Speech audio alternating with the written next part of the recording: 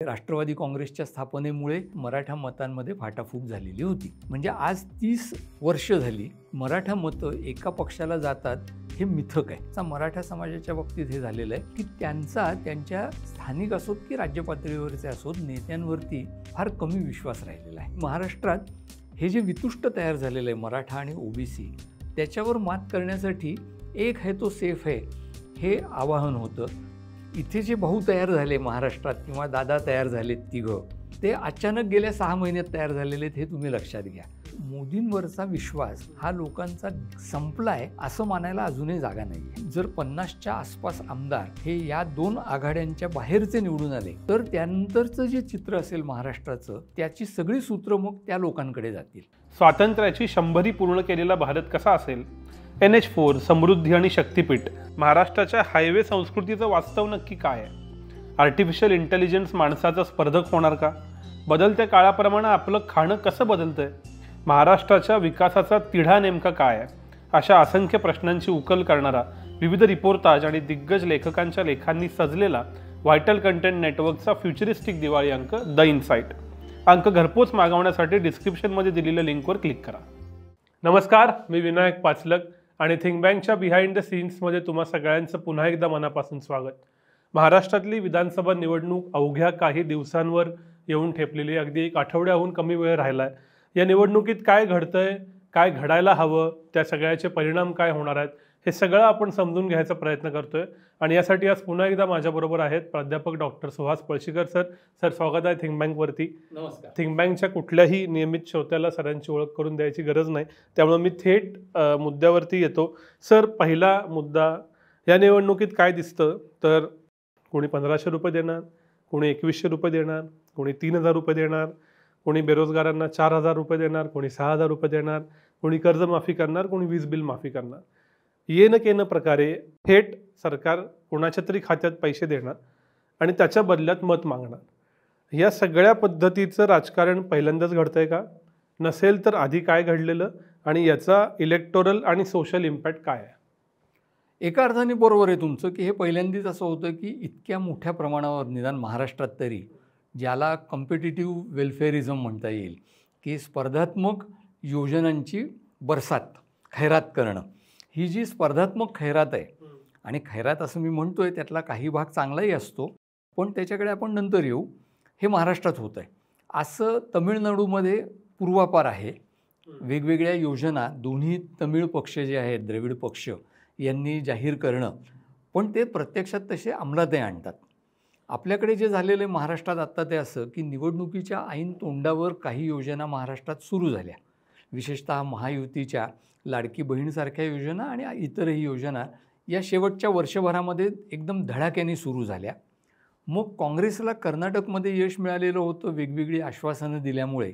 त्यामुळे स्पर्धात्मक पातळीवर काँग्रेसनी आणि आता महाविकास आघाडीने अशा योजनांची आश्वासनं दिली. एक चित्र त्यामुळे असं दिसतं की एक खैरात दोन्ही पक्ष किंवा दोन्ही आघाड्या करायला उत्सुक आहेत. त्याच्यावर अशी टीका केली जाते की असं केल्यामुळे लोकांना वाईट सवय लागते का? मला असं वाटतं की हा सवयीचा मुद्दा नाही, त्यामुळे तो आपण बाजूला ठेवूयात. कारण लोकशाहीमध्ये जर तुमच्या समाजामध्ये गरीब लोक असतील आणि स्ट्रक्चरली, संरचनात्मक पातळीवर आर्थिक धोरणं आखून तुम्हाला त्यांची गरिबी दूर करता येणार नसेल तर तुम्ही मलमपट्टी करता. आणि या सगळ्या योजना मलमपट्टी स्वरूपाच्या असतात. त्या काँग्रेसच्या असू देत, भाजपच्या असू देत. त्यामुळे ही कुठल्या एका पक्षावरची टीका नाही आहे. प्रश्न असा आहे जो सैद्धांतिक आहे की अशा योजनांच्या ऐवजी कोणती धोरणं या पक्षांना आखता येतील की जेणेकरून महाराष्ट्रातले, उदाहरणार्थ, शहरांमधल्या बेरोजगारीचे प्रश्न सुटतील, जेणेकरून महाराष्ट्रातल्या ग्रामीण भागातल्या शेतीचा पेचप्रसंग सुटेल. ह्याचा विचार करणं हे वेळखाऊ असतं. त्याचे जे काही फळं त्याची मिळतात, परिणाम होतात, त्यांना वेळ लागतो. याच्या उलट तुम्ही बँकेच्या खात्यात एखादी रक्कम जमा करणं किंवा कोणती सबसिडी देणं, हे असा कार्यक्रम असतो की ज्याच्यामुळे लोकांना इमिजिएट रिलीफ, ताबडतोब काहीतरी फायदा मिळतो. आणि राजकीय पक्ष हे नेहमीच अशा ताबडतोब मिळणाऱ्या फायद्यातून त्यांना मिळणारा जो फायदा आहे त्याचा विचार करतात. आणि त्यामुळे लांबचं राजकारण आणि जवळचं राजकारण याच्यात सगळेच पक्ष जवळच्या राजकारणाचा चॉईस करतात, निवड करतात, असं आपण म्हणू शकतो. आता महाराष्ट्रात होतंय काय की हे तुम्ही म्हणलात तसं सगळेच पक्ष जर करत असतील किंवा मुख्य 2 आघाड्या जर ते करत असतील तर एका अर्थाने ते न्यूट्रलाइज होतं की तुम्ही 10 गोष्टी देताय, मी 10 गोष्टी देतोय, त्यामुळे कोणी काय देऊ करतंय ह्याचं महत्त्व स्पर्धात्मक राजकारणात तुम्हाला आणि मला जेवढं वाटतं स्पर्धक म्हणून त्या मानाने खूप कमी होतं. लोक म्हणतात बरं सगळेच हे करतायत. एका अर्थाने गेल्या 10-15 वर्षांमध्ये आपल्या देशात, महाराष्ट्रातच नाही सगळीकडे, लोकांची ही अपेक्षा आता तयार झालेली आहे की सरकारने काही गोष्टी केल्या पाहिजेत. मोदी सरकार आल्यानंतर त्यांनी रेवडी म्हणून नंतरच्या काळात जरी उल्लेख केला असला तरी प्रत्यक्षात त्यांचा दावा असा आहे की आम्ही चांगल्या योजना जास्त परिणामकारकपणे लोकांपर्यंत पोहोचवल्या आणि त्यामुळे ही जी मी अपेक्षा म्हणतोय ती आता सेट झालेली आहे. महाराष्ट्रातील लोकांना माहिती आहे की हे सरकारने आता करायला पाहिजे, त्याचं महत्त्व राहिलं नाही. दुसरं असं की केवळ कोण किती पैसे देतं किंवा देणार याच्यावरती लोक मतं देतील असं मानणं हे खूप वरवरचं राजकारणाचं अंडरस्टँडिंग आहे असं मला वाटतं.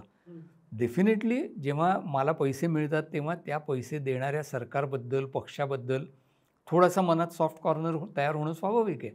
पण माझी निवड शेवटी कशी होते, राजकीय पक्ष मी कसे निवडतो, उमेदवार, आयडिओलॉजी, पक्षाचं काम, पक्षाची धोरणं, माझ्या जीवनात त्या पक्षामुळे काही फरक पडण्याची शक्यता मला वाटते का, 5-10 गोष्टी आपल्याला दाखवता येतील आणि मग त्या वेळेला राजकीय पक्ष काय करतात की यातली आपल्याला हवी ती गोष्ट लोकांनी वापरावी म्हणून प्रयत्न करतात. आत्ता निदान भाजप आणि काँग्रेस असा प्रयत्न करतायत की त्यांची आश्वासनं आणि त्यांच्या योजना या लोकांनी महत्त्वाच्या मानून मत द्यावं.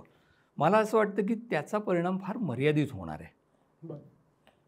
सर पण एक गोष्ट इथं झाली आहे की पहिल्यांदाच थेट महिलांना म्हणजे महिलांची अकाउंट्स घेऊन त्यांच्या खात्यात पैसे आलेत. जरी कमिटमेंट दोघांच्याही असल्या तरी एक्सपेक्टेड डिलिव्हरी म्हणजे ज्याच्या डिलिव्हरीचा एक्सपिरियन्स घेतला आहे असा फक्त एक पक्ष आहे की जो महायुती आहे. त्यात एकनाथ शिंदेंच्या नावाखाली त्याचं ब्रँडिंग झालं आहे आणि 7,500 रुपये जवळपास महाराष्ट्रातल्या सर्व लाभार्थी महिलांना मिळालेले आहेत. आता 2 प्रश्न पडतात. एक, शक्यतो महिलांचं बिहेवियर अंडर एस्टिमेट होतं या सगळ्या राजकीय ॲनालिसिसमध्ये, त्यामुळं त्यांचं म्हणजे याच्यावरचं बिहेवियर काय असेल. दुसरं असं मानतात की महिला जास्त त्या अर्थानं प्रामाणिकपणे असा विचार करू शकतात की अरे मला या नेत्यानं पैसे दिले म्हणून मी त्याला मत दिलं पाहिजे आणि हा सगळा खेळ महिलांनी पैसे मिळालेत म्हणून मत द्यावं याच्यावर चालू आहे. ह्याचा तुम्ही जे काही प्रीपोल पोस्टपोल आजपर्यंत एवढे सर्वे केलेत त्याचं रियालिटी काय सांगते? मध्य प्रदेशामध्ये लाडली बहिणा ही योजना मुळात आली आणि ती शिवराज सिंग चौहानांनी निवडणुकीच्या खूप आधी आणली होती आणि त्यामुळे त्याचं एक प्रकारे इमेज ज्याला म्हणतो प्रतिमा ही तयार व्हायला खूप मदत झाली होती. शिवाय आपण बायकांचे एका अर्थाने पक्षपाती आहोत, त्यांना मामा असंच म्हटलं जायचं. ही जी प्रतिमा आहे तीसुद्धा त्यांनी बराच काळ जोपासून तयार केली होती. इथे जे भाऊ तयार झाले महाराष्ट्रात किंवा दादा तयार झालेत तिघं, ते अचानक गेल्या 6 महिन्यात तयार झालेले आहेत हे तुम्ही लक्षात घ्या. आणि मला असं वाटतं की त्याचा परिणाम लाडकी बहीण योजनेचा परिणाम होईल ही अपेक्षा महायुतीने ठेवणं अगदी रास्त आहे, त्यांना ते वाटणार. पण मला अजूनही खात्री नाही की याचा फार मोठा म्हणजे ज्याला इंग्रजीमध्ये सगळेजण ज्ञान देताना गेम चेंजर म्हणतात तसं हे गेम चेंजर ठरेल का हे मला माहिती नाही. याचं कारण असं की बायका किती स्वतंत्रपणे मत देतात. तुम्ही म्हणलात त्याप्रमाणे पैसे मिळाले म्हणून प्रामाणिकपणे मत देतात बायका, ह्याला काही पुरावा नाही. आणि इतर फॅक्टर्स त्या विचारात घेतात का नाही. जातीचा प्रश्न जो महाराष्ट्रामध्ये मोठ्या प्रमाणावर आहे त्याच्या पलीकडे जाऊन बायका मतदान करतील का केवळ पैसे मिळाले म्हणून. भाजप आणि महायुतीच्या बाजूने याच्यातला युक्तिवाद जो आहे तो असा आहे की मागच्या वेळेला म्हणजे लोकसभेला जो फरक आहे तो जेमतेम 1% आहे आणि त्यामुळे फार मोठ्या प्रमाणावर बायकांची मतं नाही फिरली तरी अगदी थोडी मतं फिरल्याने फरक आम्हाला पडू शकेल ही त्यांची अपेक्षा आहे. महाराष्ट्रापुरतं दुसऱ्या एका सर्वेक्षणात दिसलं होतं त्याप्रमाणे, जो सर्वे सप्टेंबरमध्ये झाला होता त्याच्याप्रमाणे असं दिसतं की बाकीच्या ज्या कल्याणकारी योजना आहेत त्यांचा मतदानावरती अजिबात प्रभाव पडणार नाही असं दिसत होतं. त्या तुलनेने लाडकी बहीण योजनेचा मात्र थोडा जास्त प्रभाव पडेल असं त्यावेळचं वातावरण सप्टेंबरमधलं होतं. आणि त्यामुळे तुम्ही म्हणता तसं आत्तापुरता जर हिशेब करायचा झाला तर अजूनही भाजप आणि त्यांच्याबरोबरचे मित्रपक्ष यांना ही अपेक्षा वाटणं रास्त आहे की लाडकी बहीण योजनेमुळे आपली प्रतिमा ही महिलांमध्ये आणि महिलांच्यामुळे कुटुंबांमध्ये सुद्धा खरं तर बदलेल आणि थोडी जास्त मतं आपल्याला अनुकूल मिळतील. सर, तुम्ही जातीचा उल्लेख केला. महाराष्ट्रात कोणते कोणते मुद्दे आत्ता चर्चेत आहेत असं बघितलं तर अर्थातच जात हा प्रमुख मुद्दा येतो. खरंच जातीय ध्रुवीकरण महाराष्ट्रात होतंय का? दुसरा असा आहे की मनोज जरांगेंचा जो प्रभाव लोकसभेला होता तो आत्ता राहिला आहे का? आम्ही एक सहज आकडा बघितला होता की पहिली जी 100ची यादी भाजपची आली त्यात जवळपास 40 ते 50% खुद्द मराठा उमेदवार होते. अशा वेळेला तुम्ही जी मगाशी 10 निकष वेगवेगळे सांगितलेत की उमेदवार, धोरणं, पक्ष, विचारधारा आणि मग लाभार्थी, त्याच्यात उमेदवाराची जात मराठा मात्र पक्ष भाजप म्हणून इमेज डॅमेज झालेली, असं जे परम्युटेशन कॉम्बिनेशन बनतं या सगळ्यामध्ये जातीचा आणि त्यातही विशेषतः मराठा विरुद्ध ओबीसी अशा वादाचा काय परिणाम महाराष्ट्रात? एक तर पहिली गोष्ट लक्षात ठेवली पाहिजे ती अशी की साधारणपणे किती 2004 पासून म्हणू आपण, कदाचित त्याच्याही आधीपासून जेवढा मला सर्वेक्षणांमधला डेटा माहिती आहे त्याच्याप्रमाणे मराठा आणि ओबीसी या दोन्ही जाती आणि जाती समूहांमध्ये एकाच पक्षाला मत देण्याकडचा कल थांबवून त्या जातींचं किंवा जाती समूहांचं, ज्याला फ्रॅगमेंटेशन आपण म्हणतो, त्याच्यातल्या मतांची फाटाफूट व्हायला सुरुवात झालेली आहे. म्हणजे राष्ट्रवादी काँग्रेसच्या स्थापनेमुळे, पण त्याच्याही आधी 95च्या निवडणुकीमध्येच मराठा मतांमध्ये फाटाफूट झालेली होती. म्हणजे आज 30 वर्ष झाली मराठा मतं एका पक्षाला जातात हे मिथक आहे. त्याच्या आधी असेल पण 30 वर्ष ती निदान 2 आणि अनेक वेळेला 3 गटात विभागली गेलेली आहेत. 2 काँग्रेस आणि भाजप शिवसेना युती यांच्यात विभागली गेलेली आहेत.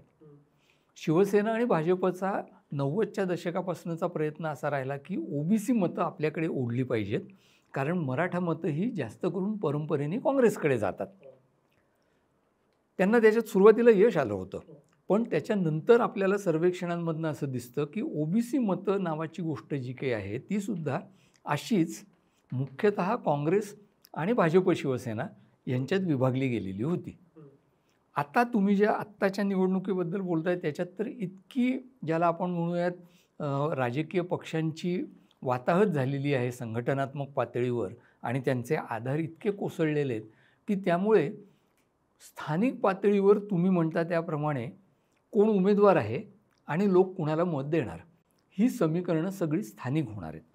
तुम्ही जो उल्लेख केला की भाजपचे इतके मराठा उमेदवार आहेत, भाजपचा प्रयत्न असा राहील असं मला दिसतंय की मराठा मतांची फाटाफूट होत असेल तर होऊ द्यावी,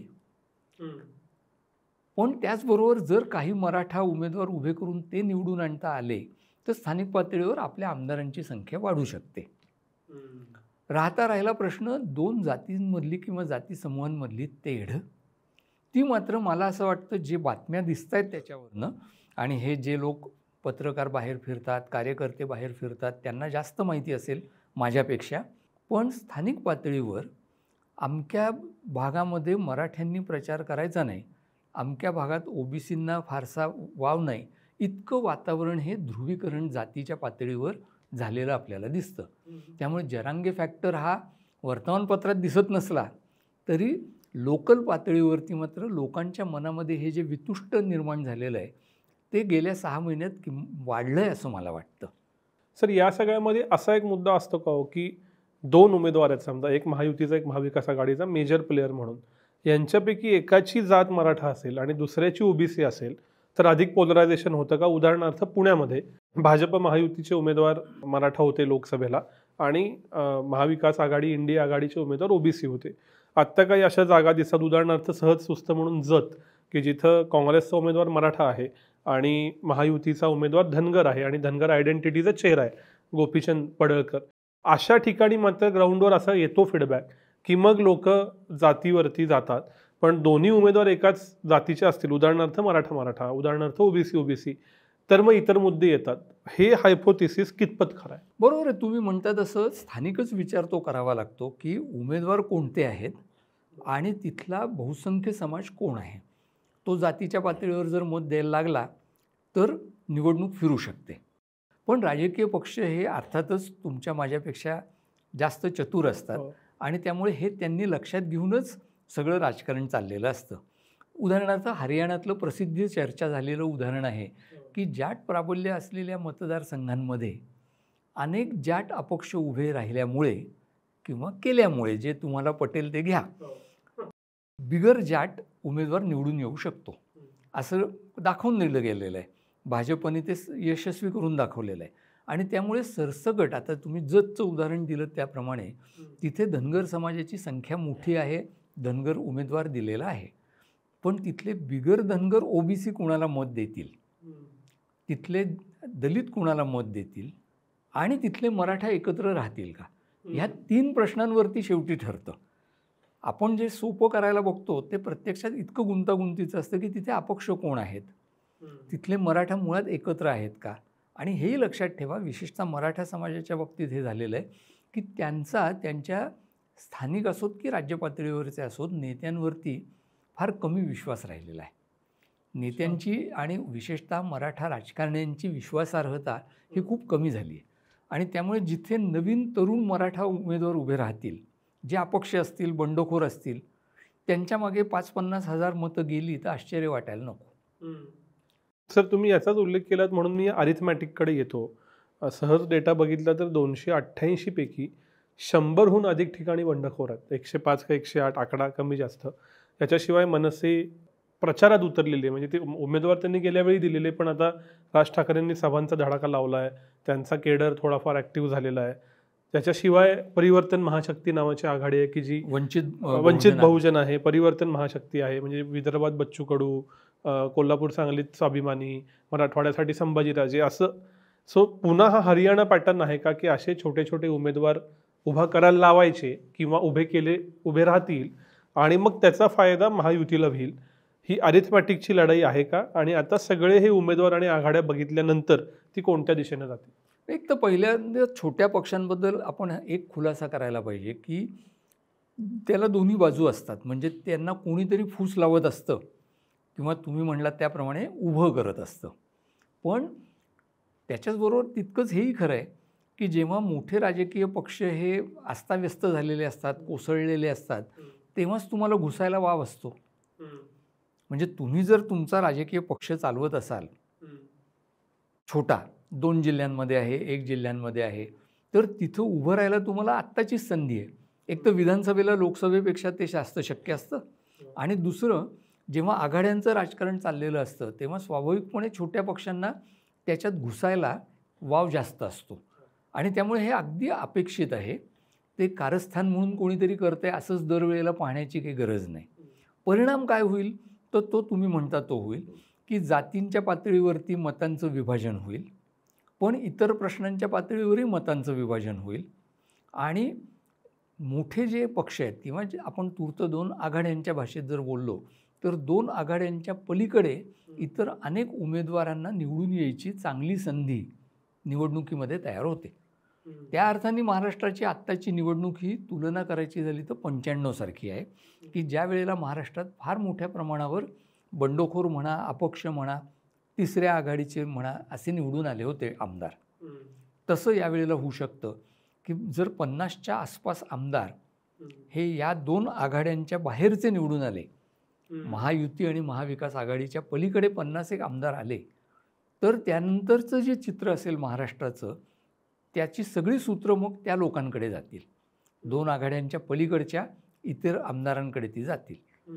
ही एका अर्थाने काळ ज्याला रिअलाइनमेंटचा म्हणतात तो काळ आहे. आणि रिअलाइनमेंटच्या काळात निवडणूक झाली की ती नेहमीच निवडणूक ही फक्त विचारांवर चालतच नसते. कोणत्याही निवडणुकीत ज्याला तुम्ही ॲरिथमेटिक म्हणतात तसं हिशेब असतातच. कोणताही राजकीय पक्ष हिशेब न करता उगीचच निवडणुकीला जर उभा करत असेल उमेदवार तर तो कधीच यशस्वी होत नाही. त्यामुळे गणिती हिशेब असतातच आणि ते सगळेजण करतात आणि ते मायक्रो लेव्हलला करतात. म्हणजे स्थानिक किंवा मतदारसंघाच्या पातळीवरती ते करतात. या निवडणुकीमध्ये ज्या प्रमाणावर फाटाफूट आहे आणि विस्कळीतपणा आहे त्या प्रमाणात अर्थातच गणिती हिशेब हे जास्त महत्त्वाचे झालेले आहेत, की प्रत्येक मतदारसंघात 5,000चा फरक असेल तर तेवढी मतं कोण घेईल, दुसरा कोणीतरी हे पाहायचं. ती त्यांनी घेतली की तुम्ही इक्वल होता आणि मग तुमच्या प्रचाराने फरक पडतो. कारण शेवटी असं आहे की एक 30-40% मतदार हे आधीच ठरवलेले असतात कुणाला मत द्यायचं ते, आणि 20-25% मतदार हे शेवटच्या दिवशी ठरवतात. ते शेवटच्या क्षणापर्यंत वाट पाहतात.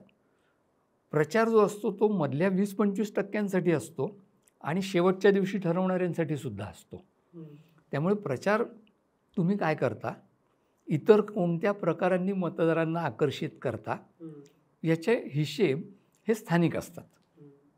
सर, तुम्ही प्रचाराचा उल्लेख केला आहे म्हणून मला न राहून हा प्रश्न विचारतोय की नक्की आत्ता प्रचार काय चालू आहे हेच माझ्यासारख्याला कळत नाही. याची 2-3 कारणं देतो. एक, जाहिराती समजा गेल्या 10 दिवसातल्या वर्तमानपत्रातल्या आणि TV वरच्या बघितल्या तर एकतर त्या योजनांच्या किंवा जाहीरनाम्याच्या. मग जाहीरनामे खरंच एवढे महत्त्वाचे असतात का? दोन्ही पक्षांनी एक एक पान पेपरात ऑल एडिशन जाहीरनामे दिलेत, TV वर सांगतायत, रेडिओवर सांगतायत. नसेल तर आत्ता कोणता मुद्दा प्रचारात आहे? विशेषतः राष्ट्रवादी काँग्रेस शरदचंद्र पवार गटाची मी जाहिरात अजून बघितलेली नाही. पुण्यात, कोल्हापूर 2 ठिकाणच्या पेपरमध्ये. काँग्रेसची जाहीरनामा वगळता बघितलेला नाही. तर मुद्दा काय आहे मला माहीत नाही. प्रचार समजा 25% मतं ठरवणार असेल तर कोणता प्रचार चालू आहे मला कळत नाही. पहिलं जाहिरातींबद्दल, विशेषतः जाहीरनाम्याच्या जाहिरातींबद्दल, ते तुम्ही सुरुवातीला जो प्रश्न विचारला त्याच्याशी जोडलेला आहे की या जाहिराती जाहीरनाम्यांच्या नाही आहेत. तर जाहीरनाम्यांमध्ये कोणत्या योजना आम्ही आणू, कोणत्या समाज गटांना काय देऊ, याच्याबद्दलच्या त्या जाहिराती आहेत. आणि त्यामुळे सगळ्यांना असं वाटतं की विविध समाज घटकांना आकर्षित करून घेण्यासाठी आपल्या योजना कामी आणायच्या असतील तर त्याची लोकांपर्यंत पोहोचण्यासाठी सगळ्यात सोपा मार्ग कुठला, तर जाहिरात करायची. पण तुमच्या प्रश्नाचं खरं उत्तर असं आहे की प्रचार काय चाललं आहे हे जर बघायचं असेल तर जसं जाहिराती बघायला पाहिजेत तसंच भाषणं काय होत आहेत ते बघायला पाहिजे. आणि आत्ता गेल्या काही वर्षांमध्ये निवडणुकीच्या राजकारणात जो फरक पडला आहे तो म्हणजे खालच्या पातळीवर प्रचार काय होतो आहे, कार्यकर्त्यांच्या पातळीवर कोणते मुद्दे बोलले जात आहेत ते बघायला पाहिजे. या सगळ्या गोष्टी बघितल्या तर प्रचार काय होतो आहे तो दिसेल. त्यामुळे मी तुमच्या प्रश्नाला असं उत्तर देईन की 2 मॉडेल्स मला दिसत आहेत. एका बाजूला जास्त सुसंघटितपणे, नेटकेपणाने एक आयडेंटिटी बिल्ड करणारा प्रचार की आम्ही महायुती म्हणून एकत्र आहोत आणि एक आमच्या ह्या योजना आहेत, 2 आमचं हे धोरण आहे, अशा प्रकारचा प्रचार होतो आहे. तुम्ही जाहिराती कुठल्या वाचता आणि कुठल्या वर्तमानपत्रात वाचता मला माहीत नाही, पण उदाहरणार्थ सगळ्या वर्तमानपत्रात माझ्या माहितीप्रमाणे एक आहे तो सेफ आहे ही जाहिरात आली होती. मला असं वाटतं की तिथे त्या विशिष्ट अलायन्सच्या प्रचाराचं सूत्र आहे. एक हे तो सेफ आहे हे एका बाजूला म्हणायचं, दुसऱ्या बाजूला भाषणांमध्ये औरंगजेब कोणाला महत्त्वाचा वाटतो ह्याचे उल्लेख उपमुख्यमंत्र्यांपासून पंतप्रधानांपर्यंत सगळ्यांनी करायचे. आणि मग तिसऱ्या पातळीवर जिथे कार्यकर्ते प्रचार करतात तिथे काय बातम्या फिरवल्या जातात, काय युक्तिवाद सोशल मीडियावरती लोकप्रिय केले जातात, हे जर आपण पाहिलं तर त्या सगळ्या प्रचारामध्ये एक सूत्र दिसतं आपल्याला, ते म्हणजे जातींच्या पलीकडे जाऊन धर्माचा विचार करून मत द्या. 2 विकासासाठी आपल्या जातीचा आणि धर्माचा अभिमान बाळगणं आवश्यक आहे. ही ती सूत्र आहेत. महाविकास आघाडीपैकी एक तर महाविकास आघाडीमध्ये सुसूत्रता नाही आहे, हे पहिलं लक्षात ठेवा. पण दुसरं असं की काँग्रेसच्या डोक्यात अजून एक कर्नाटक मॉडेल आहे. कर्नाटकमधली विधानसभा निवडणूक त्यांनी जिंकली, त्याचं कारण हे होतं असं तेव्हा म्हटलं जात होतं आणि त्याला बऱ्यापैकी तथ्य आहे की भाजप हे मुख्यतः राष्ट्रीय प्रश्नांचा उहापोह करत असताना आणि राष्ट्रीय नेतृत्व प्रोजेक्ट करत असताना काँग्रेसनी मात्र स्थानिक कार्यकर्त्यांना पुढे आणलं, स्थानिक प्रश्न आणले आणि स्थानिक पातळीवर प्रचार केला. त्याचा काँग्रेसला फायदा तिथे झाला. इथे सुद्धा तसा फायदा राष्ट्रवादी काँग्रेस करून घेण्याचा प्रयत्न नक्की करते आणि त्यामुळे त्यांच्या मोठ्या जाहिरातींपेक्षा त्यांचा प्रचार हा मुख्यतः स्थानिक मुद्द्यांवरती आणि स्थानिक मुद्दे आणि नेते यांच्या भोवती दिसतो. काँग्रेस बहुतेक ते मॉडेल येत्या शेवटच्या आठवड्यामध्ये वापरेल असं दिसतंय. शिवसेना म्हणजे उद्धव ठाकरेंची शिवसेना जी आहे तिला नेसेसरीली हे आवश्यक आहे की उद्धव ठाकरेंना प्रोजेक्ट केलं पाहिजे, कारण त्यांच्यावर अन्याय कसा झाला हे दाखवल्याशिवाय त्यांना पुरेसं सहानुभूती मिळणार नाही आहे. त्यामुळे त्यांचा प्रयत्न अर्थातच तो राहील. थोडा थोडा यांच्यात फरक आहे. पण ब्रॉडली तुमच्या प्रश्नाचं मला असं वाटतं उत्तर हे आहे की अजिबात प्रचारात काही दिशा नाही असं मानण्यापेक्षा 2 वेगळी मॉडेल्स आहेत त्या प्रचाराची आणि त्या मॉडेल्समध्ये ही लढाई चालते आहे. याचा अर्थ असा नाही की भाजप आणि महायुती स्थानिक प्रश्नांकडे जात नाही. ते जात आहेत, पण ते त्यांनी तयार केलेल्या फ्रेमवर्कमध्ये स्थानिक मुद्द्यांकडे जात आहेत. सर, मी याच धर्माच्या मुद्द्याकडे येणार होतो की काय दिसतं जाहिरातीत, तर एक हे तो सेफ हे दिसतं. अगदी स्पष्टपणे बोलायचं झालं तर बटेंगे तो कटेंगेचं महाराष्ट्र व्हर्जन दिसतं. त्याला सोशल मीडियावर जोड मिळती वक्फ बोर्डाच्या बद्दलच्या निर्णयांची. खरंच धर्म हा मुद्दा राहणार आहे विधानसभेत, राहतो का लोकसभेला जितका राहिला नाही तितका वक्फच्या निर्णयामुळं आणि त्याच्या व्हॉट्सॲपवरच्या चर्चांमुळं होणार आहे? तुमचा काय आहे आकलन? कसं आहे, राहणार आहे का नाही म्हणजे कसा प्रचार केला जातो, तो किती आक्रमकपणे आणि भावनिकपणे केला जातो हा मुद्दा आहे. दुसरं असं की जात असेल किंवा धर्म असेल यांच्या अस्मिता या अडचणीत सापडलेल्या लोकांना नेहमीच आधार म्हणून चांगल्या वाटतात. आणि जर आपण हे मान्य केलं की महाराष्ट्रातला बहुसंख्य समाज यानं त्या कारणांमुळे वेगवेगळ्या अडचणींचं जीवन जगतो आहे, तर त्यांना त्या अडचणींच्या बाहेर आणून कुठल्या तरी आयडेंटिटीशी जोडून भावनिकदृष्ट्या समाधान मिळवून देण्याचे प्रयत्न हे राजकारणामध्ये होणं स्वाभाविक आहे. एका बाजूला जातीची आवाहनं आणि दुसऱ्या बाजूला त्या जातींच्या पलीकडे जाऊन आपल्या धर्माचा विचार करा हे भावनिक आवाहन. तुम्ही जे म्हणलात बटेंगे तो कटेंगे महाराष्ट्रात आणत नाहीत, त्याचं एक कारण हे असू शकतं असं मला वाटतं की महाराष्ट्रात हे जे वितुष्ट तयार झालेलं आहे मराठा आणि ओबीसी, त्याच्यावर मात करण्यासाठी एक है तो सेफ है हे आवाहन होतं की ठीक आहे तुम्ही ओबीसी आहात, मी मराठा आहे, आपल्यात वाद आहेत, पण आपल्याला जर सेफ राहायचं असेल तर एक राहायला पाहिजे, अशा प्रकारचं ते भावनिक आवाहन आहे. आणि ते आवाहन यशस्वी होतं हे तर आपल्याला दिसतंच आहे. भारताच्या राजकारणात जातीच्या पलीकडे जाऊन धर्माचं आवाहन कसं यशस्वी होऊ शकतं, किंबहुना जातींमध्ये मतभेद असून सुद्धा धर्माचं आवाहन यशस्वी करता येतं, हे भारतीय जनता पक्षाने दाखवून दिलेलं आहे. आणि ते त्यांना वेळोवेळी वापरावं लागतं.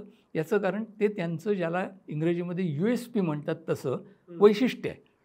आणि त्यामुळे महाराष्ट्रात ते वापरणार. गेली 2-3 वर्ष महाराष्ट्रामध्ये थेट भाजपकडून जरी नसलं तरी हिंदू ऐक्याचे आणि हिंदू अस्मितांचे प्रश्न पुढे आणण्याचे अनेक प्रयत्न स्थानिक पातळीवर झालेले आहेत. सकल हिंदू समाजाचे मोर्चे काढणं असेल, लव जिहादच्या काही घटना झाल्या असं म्हणणं असेल, मंगल प्रभात लोढांच्या नेतृत्वाखाली, म्हणजे मंत्री होते ते महाराष्ट्रात आत्ताच्या सरकारमध्ये, त्यांच्या नेतृत्वाखाली आंतरधर्मीय विवाहांबद्दलची समिती नेमणं असेल, अशा अनेक मार्गांनी हे प्रयत्न झालेत. त्याच्यात आता तुम्ही म्हणता तसं वक्फ बोर्डाच्या प्रश्नाची भर पडली आहे, कारण त्याच्यात जमिनींचा मुद्दा असतो. भावनिक पातळीवर औरंगजेबाचे उल्लेख हे मुख्यमंत्र्यांनी यापूर्वीही केलेले आहेत. त्यामुळे भावनिक आणि स्थानिक प्रश्न जे असतात त्यातले ताणतणाव एकत्र आणून धर्म आणायचा हे काही नवीन घडत नाही आहे. आत्ता गेली 2-3 वर्ष दिसत होतं की या दिशेने राजकारण रेटण्याचा प्रयत्न चाललेला आहे. आणि जर महायुतीला इतर प्रश्न अडचणीचे वाटायला लागले तर हा मुद्दा काढला जाईल आणि त्याच्या आधारे निवडणूक जिंकण्याचा प्रयत्न केला जाईल, हे दिसत होतं. सर, ह्याला उत्तर समजा आपण सहानुभूतीचं आहे असं मानलं तर जी सहानुभूती उद्धव ठाकरेंना आणि शरद पवारांना लोकसभेला होती ती विधानसभेला राहिली आहे का ते नरेटिव्ह गद्दार खोके पाठीमागं पडलं आहे आणि त्याच्यामुळं मग अडचण होते का महाविकास आघाडीची, की खरंच किती सहानुभूती? जसं महायुती ही लाडकी बहिणीमुळं मतं फिरेल असं मानती, तसं महाविकास आघाडी ही सहानुभूतीमुळं मतं फिरती असं मानलं तर यांचा हायपोथेसिस जसं आपण तपासलं तसं यांच्या हायपोथेसिसची काय परिस्थिती? खरं सांगू का, सहानुभूतीचा मुद्दा हा क्षणिक असतो, तो पुन्हा पुन्हा आणता येत नाही. आणि म्हणून तुम्ही पाहाल तर राष्ट्रवादी काँग्रेस आता त्या मुद्द्यावरती कमी बोलते. ते बोलतात ते त्यांच्या विरोधी गटाबद्दल बोलतात आणि त्याच्यात कमालीचं कडवटपणा आहे. पण याच्या पलीकडे जाऊन काही फारसा प्रयत्न न करता मध्यवर्ती पवारांची कर्तबगारी आणण्याचा प्रयत्न चाललेला आहे. शिवसेनेची पंचायत अशी झालेली आहे उद्धव ठाकरेंच्या नेतृत्वाखालच्या की त्यांना असं आपलं वेगळेपण दाखवण्याची संधी त्यांच्या मुख्यमंत्रीपदाच्या काळामध्ये फारशी घेता आली नाही. आणि त्यामुळे आता त्यांना फक्त सहानुभूतीकडे जावं लागल्यासारखं चित्र झालेलं दिसतं आहे. म्हणूनच तुम्ही जर उद्धव ठाकरेंची भाषणं पाहिलीत, विशेषतः मुंबई बाहेर झालेली, तर त्याच्यात त्यांनी शेतीचे प्रश्न आणि ग्रामीण प्रश्न ह्याच्यावर भाषणं केलेली आहेत. त्यामुळे त्यांचा फोकस त्यांनी बदललेला आहे. सहानुभूतीची चर्चा आपण करतोय, मला असं वाटतं त्यांना हे माहिती आहे की त्यांचा एक ज्याला कोर मतदार म्हणू आपण, त्याच्या पलीकडचे लोकांना त्यांच्या बद्दलच्या सहानुभूतीचा प्रश्न नाही आहे आणि त्यामुळे ते त्याच्याबद्दल आता बोलत नाहीत. जिथे गरज असेल तिथेच बोलत आहेत. तुम्ही शेतींच्या प्रश्नांचा उल्लेख केला. 2 अंडरकरंट्स आहेत असं लोक सांगतात जी ग्राउंडवर फिरतायत. एक महागाई आणि दुसरं शेतीचे प्रश्न, विशेषतः सोयाबीन, कांदा आणि काही प्रमाणात कापूस वगैरे. हे दोन्ही प्रश्न मतदारांची मतं बदलतात का? आणि तुमचा अनुभव काय आहे की महागाई असं आपण कायमच म्हणतो का ती खरंच इतकी जास्त आहे की लोक त्याच्यावर बटन कुठलं दाबायचं ते ठरवते? कसं आहे, आर्थिक प्रश्न विरोधी पक्षांकडनं नेहमीच उभे केले जातात. हे लक्षात ठेवलंच पाहिजे आपण. याचं कारण, तुम्ही जेव्हा विरोधी पक्षात असता तेव्हा तुमचं हे कामच असतं की सत्ताधारी पक्षाच्या धोरणांमुळे कोणत्या आर्थिक प्रश्नांना हात घातला गेला नाही किंवा चुकीचे निर्णय घेतले गेले हे दाखवणं.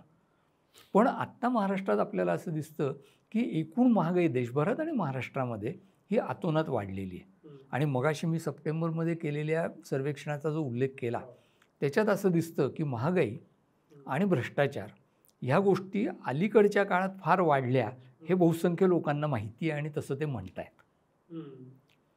पण याचा मी 1 to 1 संबंध जोडणार नाही. म्हणजे मी असं म्हणणार नाही की म्हणून आता ते सगळे लोक लगेच महायुतीच्या विरुद्ध मत देतील का, तर नाही. ग्राउंड तयार आहे. महायुतीच्या विरोधात जर लोकांना जायचं असेल तर ग्राउंड तयार आहे. पण धर्माचा मुद्दा असेल, जातीच्या अभिमानाचा मुद्दा असेल, जातीचे हितसंबंध असतील आणि स्थानिक शेवटी कॅल्क्युलेशन्स असतील, हे घटक कसा प्रभाव पाडतात याच्यावरती ठरणार आहे. म्हणजे सरळसोट जर रॅशनल ज्याला म्हणतात निवडणूक झाली नुसती तार्किक केवळ, तर अर्थातच आर्थिक प्रश्न मध्यवर्ती ठरतील. पण लोकांच्या तर्कशास्त्रामध्ये ह्यात आर्थिक तर्कशास्त्राच्या पलीकडचे अनेक घटक असतात. उदाहरणार्थ, आपण अजून त्याची चर्चा केली नाही, पण मोदींवरचा विश्वास हा लोकांचा संपला आहे असं मानायला अजूनही जागा नाही आहे. हे लक्षात घ्या. म्हणजे महाराष्ट्रातला नेता कोण आहे माहीत नाही. आत्ता सध्या भाजप प्रयत्न करते. देवेंद्र फडणवीसांच्या जाहिराती सगळीकडे मोठ्या येत आहेत. प्रोजेक्शन आहे ते नरेंद्र मोदी आणि फडणवीस यांचं आहे. पण मुख्यमंत्री कोण हा प्रश्न त्यांनी बाजूला ठेवून एका अर्थाने काय केलेलं आहे, तुम्ही म्हणाल की हे टॅक्टिक आहे, 3 पक्षातलं भांडण नको म्हणून. ते बरोबर आहे. पण त्याच्या पलीकडे ती निवडणूक राज्यातल्या नेत्यांच्या बाहेर नेऊन एक राष्ट्रीय नेतृत्व जे आहे त्याच्याशी लोकांचा संबंध जोडणं हाही त्याच्यातला प्रयत्न राहणार आहे. आणि ते आपण लक्षात ठेवलं पाहिजे की शेवटी सर्व अडीअडचणी मान्य करूनसुद्धा जर लोकांचा मोदींवर विश्वास राहिला आणि मोदींचा शेवटच्या आठवड्यातला प्रचार प्रभावी ठरला तर महायुतीला काही प्रमाणात ॲडिशनल फायदा हा नक्की मिळू शकतो. आणि त्यामुळे जेव्हा आपण असे प्रश्न घेतो ना की हा घटक आहे का, तर हो आहे. मग त्यामुळे हे हरतील किंवा हे जिंकतील का, तिथे मला असं वाटतं माझी अडचण होते की तो घटक आहे त्यामुळे अमके हरतील किंवा तमके जिंकतील इतकी सोपी गणितं नसतात राजकारणात. हे परत परत आपण लक्षात ठेवलं पाहिजे. तर खरं तर मोदींवर निवडणूक नेण्याबाबतीत मला असं विचारायचं होतं की विशेषतः मोदी ज्या पद्धतीनं मोदी की गॅरंटी असा इतक्या ठामपणे आणि स्पष्टपणे मोदींसाठी मत मागत होते लोकसभेला, तसं आत्ता विधानसभेत दिसत नाही. किंबहुना कुठल्याही टॅगलाईनमध्ये मोदी या नावाचा उल्लेख नाही. जितक्या सभा 19ला झालेल्या तितक्या नाहीत असं प्रथम दर्शनी दिसतं. हरियाणामध्ये सुद्धा प्रचाराच्या शेवटच्या दिवशी मोदी महाराष्ट्रात होते. तर हे सगळं असताना खरंच नरेंद्र मोदी हे एक्स फॅक्टर किंवा अजून 1-2-4% मतं खेचून आणणारं राहिलं आहे का महाराष्ट्रात? मला असं वाटतं की भारताच्या राजकारणात गेल्या 10 वर्षात मोदींनी स्वतःचं जे स्थान निर्माण केलं आहे, विशेषतः भाजपच्या निवडणूक विजयांसाठी, ते कितीही डळमळीत झालं 24च्या लोकसभा निवडणुकीत असं मानलं तरीसुद्धा भाजपसाठी ते अजून कायम आहे. अच्छा, हे लक्षात ठेवलं पाहिजे. तुम्ही निवडणुकीच्या काळात मोदींनी किती प्रचार केला हे नक्कीच बघाल आणि ते आता सध्या चालू झाला आहे प्रचार. पण गेल्या काही महिन्यांमध्ये, कारण मोदींची निवडणूक मोहीम ही काही निवडणुका जाहीर झाल्यावर सुरू झालेली नाही आहे, त्याच्या आधीच्या 2-3 महिन्यांमध्ये मोदींनी किती भूमिपूजनं उद्घाटनं केली, ते किती वेळा महाराष्ट्राच्या वेगवेगळ्या भागांमध्ये आले आणि ही इमेज तयार झाली ज्याला डबल इंजिन म्हणताय आपण, त्या डबल इंजिनची इमेज त्यांनी कशी तयार केली हे तुम्ही जर लक्षात घेतलं तर मोदी आत्ता किती प्रचार करतायत किंवा मोदींच्या नावाने प्रचार होतोय का नाही हे प्रश्न तुलनेने दुय्यम ठरतात. स्ट्रॅटेजीत फरक आहे, म्हणजे मोदी की गॅरंटी हे आत्ता म्हटलं जात नाही आहे, पण ॲट द सेम टाईम शेवटी सगळ्या गॅरंटीज या मोदीच देत आहेत हेही आपण लक्षात ठेवलं पाहिजे. आणि बाकीचे सगळे नेते हे मोदींच्या पुढे, म्हणजे भाजपमधले आणि युतीमधले नेते मोदींच्या पुढे झाकोळले जातील याची काळजी घेतली जाते. याचं कारण आपसातली भांडणं असोत, महायुतीतले तणाव असो, याच्या सगळ्याच्या पलीकडे जाऊन तुम्ही भाजपला आणि युतीला मत द्या हा संदेश जर द्यायचा असेल तर महायुतीसाठी तो संदेश फक्त मोदी देऊ शकतात. आणि त्यांना हे माहिती आहे की त्याच्याशी स्पर्धा करेल असं दुसरं नेतृत्व महाविकास आघाडीकडे नाही. म्हणजे राहुल गांधी कितीही लोकप्रिय ठरले असं 24च्या लोकसभेच्या निवडणुकीत वाटलं तरी राज्य पातळीवरच्या प्रचारात शेवटी राहुल गांधी किंवा खरगे यांची एकूण भूमिका मर्यादितच राहणार हे माहिती असल्यामुळे ती निवडणूक परत परत मोठ्या नेतृत्वाकडे नेणं हे भाजपला सोयीचं आहे. सर, तुम्ही डबल इंजिनचा उल्लेख केला, त्या निमित्तानं 2019ची निवडणूक ही प्रो इन्कम्बन्सीसाठी मतं मागणारी होती, जेव्हा देवेंद्र फडणवीसांनी महाजनादेश यात्रा काढलेली आणि क्लिअर कट त्याचा एक टोन होता. आत्ता या 5 वर्षात जवळपास 2.5 वर्ष, 1-2 महिने इकडं तिकडं दोन्ही सरकारं राहिल्यामुळं इन्कम्बन्सी, आम्ही काय केलं, तुम्ही काय केलं, आमचे 2.5 वर्ष, तुमचे 2.5 वर्ष, ह्या मुद्द्यावर निवडणूक जाताना दिसत नाही. अभ्यासक म्हणून तुम्ही ज्या ज्यावेळी प्रो आणि अँटी इन्कम्बन्सीचा विचार करता त्यावेळी या निवडणुकीला कसं, कोणत्या चौकटीत पकडा? इन्कम्बन्सी ज्याला आपण म्हणतो ना, म्हणजे सत्ताधारी असण्याचा फायदा किंवा तोटा, तो इमिजिएट म्हणजे आत्ता जे सत्ताधारी आहेत त्यांच्याबद्दल असतो. फार थोडी सरकारं अशी असतात की जी काही काळापूर्वी असली तरी लोकांच्या लक्षात राहतात.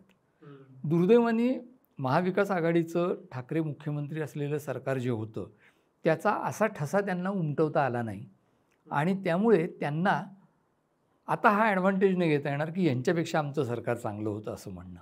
अच्छा, मला असं वाटतं की लोक आत्ता जेव्हा विचार करतायत तेव्हा इमिजिएट इन्कम्बन्सीचा करतात, हे सरकार चांगलं आहे किंवा वाईट आहे ह्याचा करतात. त्यांना आपण प्रश्न विचारतो, आम्हीसुद्धा सर्वेक्षणात हे विचारतो की त्याच्या आधीचं सरकार कसं होतं. लोक त्याला उत्तरही देतात, पण ती उत्तरं ही त्यांच्या आत्ताच्या निर्णयांशी थेट संबंध फारसा त्याचा नसतो. असेसमेंट करतील लोक की हो ते सरकार चांगलं होतं किंवा वाईट होतं, पण आत्ताचं सरकार कसं आहे याच्यावरतीच गोष्टी ठरतात. आणि म्हणून तर सगळी धावपळ जी चालली होती गेले 6 महिने ते महायुतीचं सरकार कसं चांगलं आहे हे सांगण्याची चाललेली आहे. लोकसभेत फटका बसल्यानंतर विशेषतः तातडीने महायुती क्रियाशील झाली. त्याच्या पाठीमागची भूमिका ही होती की ही जी इमिजिएट इन्कम्बन्सी आहे, तातडीचं सत्ताधारी असणं जे आहे त्याची झळ बसू नये आणि उलट त्याचा काही प्रमाणात फायदा मिळावा. सर, ही निवडणूक शहरी आणि ग्रामीण अशी वेगवेगळी होती आहे का? याचं कारण असं विचारायचं की जे काही नरेंद्र मोदी येऊन गेले किंवा जे प्रामुख्यानं विकासाचं मॉडेल भाजप प्रणित किंवा भाजप महायुती असं त्याचा उल्लेख करतात त्याच्यात सांगितलं ते शहरी जास्त दिसतं. मेट्रो आहे, समृद्धी आहे, अटल सेतू आहे, कोस्टल रोड आहे आणि त्याची उदाहरणं दिसतात नजरेला, पण त्यांना ग्रामीण प्रश्न फारसे सुटल्याचं दिसत नाही. सोयाबीन, कांदा, कापूस ज्याची आपण चर्चा केली. या उलट महाविकास आघाडीकडं काँग्रेस विदर्भातनं आणि मग शरद पवार की ज्यांचा ग्रामीण व्यवस्थेवरती एक विशिष्ट पकड आहे, तर असं काही होताना दिसतंय शहरी ग्रामीण आणि त्यांची विकासाची मॉडेल्स? एकतर महायुतीला हे माहिती आहे की ग्रामीण भागामध्ये अस्वस्थता आहे आणि त्याच्यावर तिथे जाऊन उपाय काहीतरी करायला पाहिजे. पण शेवटी बऱ्याच गोष्टी मीडियासाठी केल्या जातात आणि हे जे मॉडेल नावाची गोष्ट सांगणं आहे ते मीडियासाठी आहे. कारण एकदा मीडियाला फसवलं ते सोपं आहे. लोकांना फसवण्यापेक्षा मीडियाला फसवणं आणि नादी लावणं हे सोपं आहे. ते झालं की पुढच्या गोष्टी सोप्या होत जातात, कारण मग सगळी चर्चा त्याच्याभोवती राहते. पण गमतीचा भाग सोडून द्या, सिरियसलीसुद्धा मोदी आणि मोदी ज्या भाजपचं नेतृत्व करतात त्याच्या इमॅजिनेशनमध्ये जो भारत आहे त्याच्यामध्ये, आणि तो इमॅजिनेशनमधला भारत आहे तो तुम्ही म्हणता तो चकचकीत भविष्यातला शहरी भारत आहे. आता याच्यावर कोणी असं म्हणेल की यात काय चूक आहे, कारण भारत नंतर शहरीच होणार आहे. त्याच्यातली अडचण तुम्ही सांगता ती आहे की त्यामुळे आजच्या ग्रामीण भागाकडे दुर्लक्ष होतं. मग उपाय काय करायचा? तर तो उपाय हा आहे की अशा प्रकारची लोकांच्या मनात कल्पनाशक्ती तयार करायची की ज्याच्यामुळे ग्रामीण भागातल्या लोकांनासुद्धा मेट्रो आणि अटल सेतू हे प्रतिष्ठेचे वाटले पाहिजेत. मला असं वाटतं की भाजपने त्याच्यात बऱ्यापैकी यश मिळवलेलं आहे की लोकांच्या ज्या स्थानिक अडचणी आहेत त्या टिकूनसुद्धा कुठेतरी झालेला विकास हा आपला विकास आहे आणि त्याच्यात आपण हिस्सेदार आहोत अशी भावना तयार करणं. ब्रॉडली ज्याची मी वेगळ्या भाषेत गुजरात मॉडेल म्हणेन ते हे गुजरात मॉडेल आहे की मोठ्या गोष्टी कुठेतरी होतात आणि त्या मोठ्या गोष्टी हा आपल्या विकासाची खूण आहे, आज ना उद्या होणाऱ्या विकासाचा जाहीरनामा आहे असं मानायचं. निवडणूक आत्ता सुरू असली तरी राजकारण मात्र 23 नोव्हेंबरला सुरू होईल असं आता मानायला जागा आहे. याचं कारण मुख्यमंत्री पदाचे दोघांकडेही जाहीर केलेले उमेदवार नाहीत. असं नसेल तर हे जे छोटे छोटे काँग्रेस आणि भाजप वगळता पक्ष आहेत दोन्ही आघाड्यातले, ह्यांचा व्हाय त्या युती आघाड्यांबरोबर राहण्याचा दिसत नाही. तिसरी गोष्ट, समजा या दोघांपैकी काँग्रेस किंवा भाजप यापैकी एक सर्वात मोठा पक्ष होईल असं मानलं जातं. ह्या पक्षानं पुन्हा आपलं मुख्यमंत्रीपद सोडायचं का छोट्या पक्षाला देण्यासाठी, ह्याच्यावरही प्रश्न आहेत. राजकीय रिअलाइनमेंटची शक्यता तुम्हाला वाटते का? विशेषतः जेव्हा शरद पवार आणि एकनाथ शिंदे एकमेकांसमोर फक्त 8 ते 9 जागी आहेत. जरांगेंच्या वेळेला त्यांचं काही अंडरस्टँडिंग होतं का याची कुजबूज वाढत वाढत खरं वाटा इथंपर्यंत गेली आणि जे कुठलं सरकार येईल ते 5 वर्ष टिकेल का? खूप मोठे प्रश्न आहेत हे. त्याच्यातला तुमचं गृहीत जे आहे त्याच्याशी मात्र मी सहमत आहे. ते असं की या निवडणुकीचा निकाल काहीही लागला तरी महाराष्ट्रातली पक्षस्पर्धा जी आहे ती अस्थिर राहणार आणि त्याच्यामध्ये उलटफेर नंतरच्या काळामध्ये होऊ शकणार, हे मला मान्य आहे. ते होणार. अगदी असं घटकाभर आपण धरू की या दोघांपैकी कोणाही एकाच आघाडीला बहुमत मिळालं, 150 जागा मिळाल्या 45 ते 50, तरीसुद्धा तुम्ही म्हणता ते सगळे प्रश्न शिल्लक राहणार आहेत. आघाडीत कोण मुख्यमंत्री होणार हा राहील, ते दुसऱ्यांच्या बरोबर जातील का हा राहील. आणि मुळात मी म्हटलं त्याप्रमाणे जर 40-50 इतर आलेले असतील निवडून तर त्यांची भूमिका काय राहील, ते कुणाबरोबर जातील. या अर्थाने महाराष्ट्रातला आत्ताचा कालखंड हा 19 ते 24 सारखाच राजकीयदृष्ट्या अस्थिरतेचा, गद्दारीचा, खंजीर खुपसण्याचा असा सगळ्या प्रकारचा राहू शकतो. याचं कारण सगळ्या राजकीय पक्षांना शेवटी निवडणूक जिंकण्याच्या पलीकडे जाऊन सत्तेमध्ये वाटा कसा आणि किती मिळवायचा हा प्रश्न महत्त्वाचा वाटतो आणि त्याच्यासाठी निवडणुकीनंतरही ते सतत सक्रिय असतात.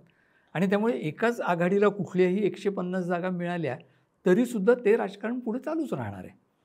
या अर्थाने महाराष्ट्रातली एकूण पार्टी कॉम्पिटिशन, पक्ष स्पर्धा ही या निवडणुकीतून संपणार आहे किंवा तिचा निकाल लागणार आहे असं नाही. या निवडणुकीतून फक्त एवढंच दिसणार आहे की भाजप खरोखरच महाराष्ट्रात किती वर्चस्व गाजवू शकतो एकटा पक्ष म्हणून. हा एकच प्रश्न माझ्या दृष्टीने या निवडणुकीतला सगळ्यात कळीचा प्रश्न आहे. कारण त्याच्यावरती पुढच्या सगळ्या त्यांच्या राजकारणाची आणि इतरांच्या राजकारणातले हिशेब हे त्याच्यावर अवलंबून असणार आहेत. खूप आयडियल प्रश्न आहे, विचारायचा का नाही असाही प्रश्न पडतो. ते म्हणजे या सगळ्यात विकास का लोकांनाही याचं काही विजयनिश्चय राहिलेलं नाही की आता पुन्हा हे रिअलाइन होतील, काय होणार? मला असं वाटतं की लोकांना विकास राजकीय पक्षांकडनं व्हावा ही अपेक्षा असते, पण लोकांचा त्याच्यावरचा विश्वास संपलेला आहे आणि त्यामुळे लोकही या सगळ्या गोष्टींमध्ये ट्रान्झिएंट किंवा तात्कालिक गोष्टी म्हणून पाहायला लागलेले आहेत. तुम्ही म्हणलात तसा हा आयडियल प्रश्न आहे की हे राजकारण राजकीय पक्षांनी करण्यात मला काही गैर वाटत नाही. फाटाफुटी असतील, एकमेकांबरोबर जाणं न जाणं असेल, हे राजकारण माझ्या मते राजकारण म्हणून व्हॅलिड आहे.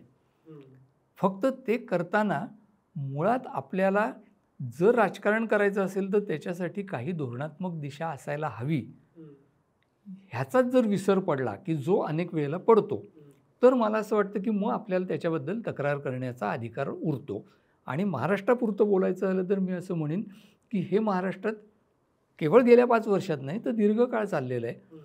की आत्ता तुम्ही स्कीम्सबद्दल बोललात, आपण सुरुवात केली चर्चेला ती योजनांपासून, पण पॅकेजेस देणं आणि धोरणं न आखणं हा महाराष्ट्राच्या एकूण गव्हर्नन्सला, शासन व्यवहाराला मिळालेला गेल्या 10-20 वर्षांचा शाप आहे. UPA सरकारनेही तेच केलं की प्रश्न संकट आलं की पॅकेज द्यायचं आणि पळून जायचं. धोरण काय आणि ते धोरण आम्ही 5 वर्षात अंमलात आणायचा प्रयत्न करू. नाही मिळाली 5 वर्ष तरी आमचा तो प्रयत्न आहे. हे कोणी म्हणायला तयार नसतं, कारण तसा थंडपणा, तशी दृष्टी आणि तेवढं थांबून धोरण आखण्याची तयारी कुणाचीही नाही. सगळ्यांचं लक्ष फक्त तुम्ही ज्याला तात्पुरतं सत्तेचं राजकारण म्हटलं त्याच्यापुढची जाऊन थांबते. आणि त्यामुळे तुम्ही म्हणता ते मला मान्य आहे, पण मी असं म्हणेन की ते अस्थिरतेमुळे नाही. म्हणजे स्थैर्य जेव्हा होतं भाजपच्या सरकारला, तेव्हाही त्यांनी काही डिस्टिंक्टिव्हली महाराष्ट्राच्या विकासाची धोरणं आखली असं दिसत नाही. स्थैर्य जेव्हा होतं UPAच्या सरकारला, तेव्हा त्यांनीही तसं केलं असं दिसत नाही. शेवटचा प्रश्न ज्याचं उत्तर तुम्ही आखाड्यात देत नाही हे माहीत असं नाही मी विचारलं पाहिजे. आज या घडीला शूट करताना कोणाची सत्ता येईल असं वाटतं? आत्ताच्या परिस्थितीत जे महायुती महाविकास आघाडी आहेत, कोण ॲडव्हान्टेजमध्ये काय वाटतं? आम्ही जेव्हा सर्वेक्षणं करतो ना, तेव्हा जे प्रश्न विचारतो त्याच्यात शेवटचा ऑप्शन नेहमी न वाचलेला असतो, जो उत्तर देणाऱ्याला द्यायचा अधिकार असतो, आणि तो म्हणजे माहीत नाही.